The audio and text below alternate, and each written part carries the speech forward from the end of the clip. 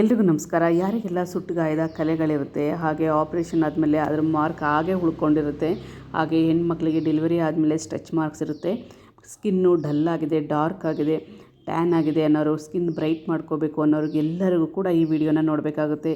ಇದು ಟೀಕುಡ್ ಮರ, ಟೀಕುಡ್ ಸಾಗೋನಿ ಅಂತ ಕರಿತೀವಲ್ಲ ಅದು.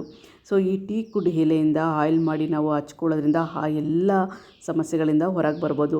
ನಾವು ಮಾರ್ಕೆಟಲ್ಲಿ ಕೂಡ ಬೈ ಮಾಡ್ಬೋದು. ಟೀಕುಡ್ ಆಯಿಲ್ ಅಂತ ಕೂಡ ಸಿಗುತ್ತೆ, ಇಲ್ಲ ನಾವು ಮನೇಲೇ ಕೂಡ ಮಾಡ್ಕೊಬೋದು.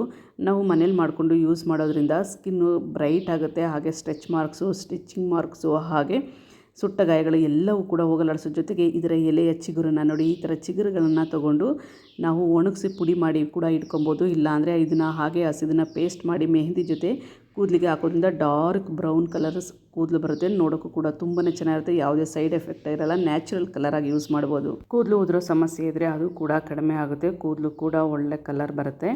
ಇನ್ನು ನಾವು ಇದರಲ್ಲಿ ಕೊಬ್ಬರಿ ಎಣ್ಣೆ ಮಾಡೋದಾದರೆ 1 ಕಪ್ಪಷ್ಟು ಶುದ್ಧವಾದ ಕೊಬ್ಬರಿ ಎಣ್ಣೆಯನ್ನು ತೊಗೊಂಡಿದ್ದೀನಿ. ದಪ್ಪ ತಳ ಇರೋ ಅಂತಹ ಪಾತ್ರೆನ ಇಟ್ಟು ಅದ್ರ ಮೇಲೆ ಸ್ವಲ್ಪ 1 ಬಟ್ಲಷ್ಟು ಎಣ್ಣೆ ಹಾಕ್ತಾಯಿದ್ದೀನಿ.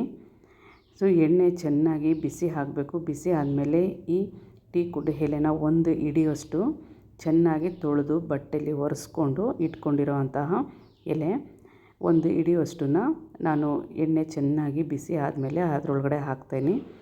ಸೊ ನಾವು ಹಿಂಗೆ ಮನೇಲೇ ಮಾಡಿ ಇಟ್ಕೊಬೋದು. ಇಲ್ಲ ನಿಮಗೆ ಮನೇಲಿ ಮಾಡ್ಕೊಳ್ಳೋದು ಕಷ್ಟ ಆಗುತ್ತೆ ಅನ್ನೋರು ಆನ್ಲೈನಲ್ಲಿ ಎಲ್ಲ ಕಡೆ ಸಿಗುತ್ತೆ ಎಣ್ಣೆ, ಖಂಡಿತವಾಗ್ಲೂ ಅದನ್ನು ಕೂಡ ತೊಗೊಬಂದು ಯೂಸ್ ಮಾಡ್ಕೊಬೋದು. ಸೊ ಈ ರೀತಿಯಾಗಿ ಎಣ್ಣೆ ಎಲ್ಲ ಚೆನ್ನಾಗಿ ಬಿಸಿ ಆದಮೇಲೆ ನೋಡಿ ಈ ರೀತಿ ಹಾಕ್ತಾಯಿದ್ದೀನಿ. ಸ್ವಲ್ಪ ಹಾಕ್ತಿದ್ದಂಗೆ ಕಲರಂತೂ ತುಂಬಾ ಚೆನ್ನಾಗಿ ಕಲರ್ ಬಿಡುತ್ತೆ. ನೋಡಿ ಯಾವ ರೀತಿಯಾಗಿ ನೆಕ್ಸ್ಟ್ ಟೈಮ್ ನಾನು ಮೆಹಂದಿಗೆ ಕಲಿಸ್ಬೇಕಾದ್ರೆ ಅದನ್ನು ಕೂಡ ವೀಡಿಯೋ ಮಾಡಿ ಹಾಕ್ತೀನಿ. ನೋಡಿ ಈ ರೀತಿಯಾಗಿ ಚೆನ್ನಾಗಿ ಒಂದು ಮೀಡಿಯಮ್ ಫ್ಲೇಮಲ್ಲಿ ಇಟ್ಟು ಚೆನ್ನಾಗಿ ಒಂದು 10 ನಿಮಿಷ 15 ನಿಮಿಷ ಚೆನ್ನಾಗಿ ಇದನ್ನು ಕುದಿಸ್ಬೇಕು. ನಾನು ಸ್ವಲ್ಪ ಎಣ್ಣೆಲಿ ಮಾಡ್ತೀನಿ, ನಿಮಗೆ ಎಷ್ಟು ಬೇಕೋ ಅಷ್ಟು ಎಣ್ಣೆಲಿ ಮಾಡ್ಕೊಬೋದು. ಇದು ನಾವು ಬರೀ ಸುಟ್ಟ ಗಾಯಕ್ಕೆ, ಹಾಗೆ ಮಾರ್ಕ್ ಇರೋ ಅಂತಹ ಜಾಗಕ್ಕೆ, ಹಾಗೆ ನಾವು ಎಲ್ಲಿ ಸ್ಟ್ರೆಚ್ ಮಾರ್ಕ್ ಇರುತ್ತೆ ಅಲ್ಲಿ ಹಾಕೋದ್ರಿಂದ ಜಾಸ್ತಿ ಏನು ಕಾಯಿಸಿಟ್ಕೊಳ್ಳೋ ಅವಶ್ಯಕತೆ ಇಲ್ಲ. ಒಂದು ಚಿಕ್ಕ ಬಾಟ್ಲಲ್ಲಿ ಕಾಯಿಸಿಟ್ಕೊಂಡ್ರೆ ಸಾಕು, ತುಂಬ ದಿನ ಬಾಳಿಕೆ ಬರುತ್ತೆ. ಇದನ್ನು ರಾತ್ರಿ ಮಲಗಬೇಕಾದ್ರೆ ನಾವು ಹಚ್ಕೊಂಡು ಮಲಗಿ ಬೆಳಗ್ಗೆ ನಾವು ವಾಶ್ ಮಾಡಿಕೊಂಡ್ರೆ ಸಾಕು. ಹಾಗೆ ನೋಡಿ ಎಷ್ಟು ಚೆನ್ನಾಗಿ ಇದು ರಸ ಎಲ್ಲ ಬಿಟ್ಟಿದೆ. ಇದನ್ನು ತಣ್ಣಗಾದಮೇಲೆ ಒಂದು ಚಿಕ್ಕ ಬಾಟ್ಲಲ್ಲಿ ಶೋಧಿಸ್ಕೊಂಡು ಇಟ್ಕೊಂಡ್ರೆ ನಮಗೆ ಯಾವಾಗ ಬೇಕು ಆವಾಗ ಯೂಸ್ ಮಾಡ್ಕೊಬೋದು. ಇಲ್ಲ ನಮಗೆ ರಾತ್ರಿ ಹಾಕೋಕ್ಕಾಗಲ್ಲ ಅನ್ನೋರು ಬೆಳಗ್ಗೆ ಸ್ನಾನಕ್ಕಿಂತ 1 ಅವರ್ ಮುಂಚೆ ಇದನ್ನು ಹಚ್ಬಿಟ್ಟು ಸ್ನಾನ ಮಾಡಿಕೊಂಡ್ರೂ ಕೂಡ ಸಾಕಾಗುತ್ತೆ.